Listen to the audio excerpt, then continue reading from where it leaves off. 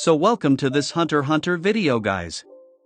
And in this video I will be talking about the newest chapter of the Hunter x Hunter manga.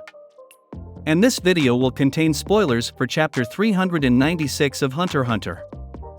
Anyway guys, the title for this chapter is called Foundation, Part 2.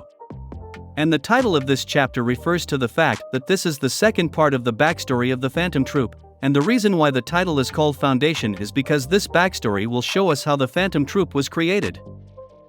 I have really enjoyed the first chapter of this backstory, and this backstory is something that many fans of Hunter x Hunter have been wanting to see for a very long time. This chapter basically serves as a continuation for the backstory of the Phantom Troupe, and there are many important moments that take place in this chapter. We get to see many beautiful drawings in this chapter, and there were many amazing illustrations of the Phantom Troupe members. We also learn a lot more about Chrollo's relationship with Uvogin, and we got to see many wholesome character interactions. We also get a lot more character development for Chrollo's character, and he is basically shown to be the main character in this backstory. I also really enjoyed seeing more of Meteor City, and this story does a very good job of showing us what life is like for the people who are born in Meteor City. We have seen that in the current timeline, the Phantom Troupe provides protection for the residents of Meteor City, and they were also shown performing acts of philanthropy. The members of the Phantom Troupe are shrouded in a lot of mystery, so I am glad that we will get to learn more information about them in this backstory. This backstory is the very first time that we have seen Chrollo acting in such a carefree manner, and these last two chapters have shown us a completely different side of his personality. I loved seeing the character dynamics between Chrollo and Uvogin, and in this chapter we learn a lot more information about their relationship. In this flashback, the Phantom Troupe members are still innocent children, and they haven't become a murderous group yet. I think we will probably see a big event where the Phantom Troupe members completely changed, because in this flashback their personalities are completely different compared to the current timeline. Chrollo has always been a natural leader, and even as a child we see that he was an extremely charismatic person. This chapter shows us why Chrollo was chosen to be the leader of the Phantom Troupe, and we can also see that all of his friends have a lot of respect for him. And we can see the strong bond that Chrollo shares with the people of Meteor City. This is a very important chapter for Chrollo in particular, and I say this because in this chapter we get to see the moment where Chrollo awakens his Nen ability, and we get to see him use Nen for the very first time. Anyway guys, in the last chapter Chrollo stole a videotape from Uvogin, and this videotape actually contained a cartoon show. And after stealing this videotape, Chrollo went to meet up with Pakunoda. And after meeting up with Pakunoda, Chrollo brought the videotape to his friends, and then they started the process of voice acting for the cartoon show. In this chapter we saw the final product of their voice acting, and they are shown giving a presentation to the residents of Meteor City. However, before the presentation, we are introduced to a character called Sarasa, and this character is very good friends with the members of the Phantom Troupe. And this character is basically like a little sister to the Phantom Troupe members. And we saw Finks and Phaeton interact with Sarasa in this chapter, and they helped her pass out candy before the celebration.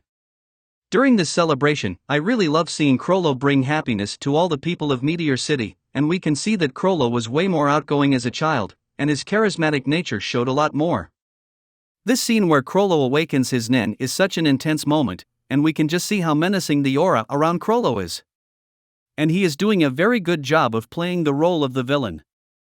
Everyone was very impressed with Chrollo's performance during this celebration, and after the celebration everyone was shown congratulating Chrollo. We also got to see what Nobunaga looked like as a child, and he was shown having fun during this celebration. And I enjoyed getting to see his character smiling while watching the presentation, and it was really cool seeing his character design. I thought an interesting detail from this chapter was that Chrollo brings freshly picked flowers to the church every single day, and this shows how compassionate Chrollo was when he was a child. I also loved getting to see Chrollo's relationship with Uvogin, and we can see that they have a very special friendship. And after the celebration we get to see a scene where Uvogin shakes hands with Chrollo, and he tells Chrollo that he wants to keep doing these celebrations, and he shared his dream with Chrollo. And we learn that his dream is to travel the world with Chrollo, and he wants them to become the world's greatest group of villains.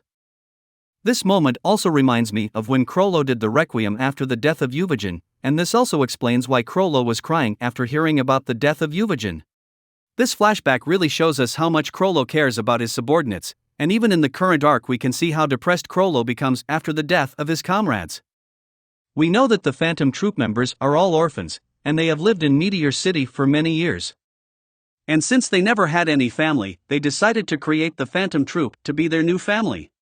And at the end of the chapter we see Sarasa, and she is walking alone all by herself, and it looks like she is very close to the area where the group of human traffickers are. And in the last chapter we saw that the human traffickers abducted 3 children, so I think that this scene is trying to foreshadow that Sarasa will be kidnapped by these human traffickers, and this will probably happen in the next chapter. Sarasa is basically a little sister to the Phantom Troupe members, and she is the glue that holds their group together. And I think that Sarasa being kidnapped is probably the reason why the Phantom Troupe turned out so differently in the current timeline, and I think this is the reason why their personalities changed so drastically. Anyway guys, let me know what you think of this chapter in the comments below. And if you guys enjoyed this video, and want to see more like it, then like, comment, and subscribe. And thank you for watching.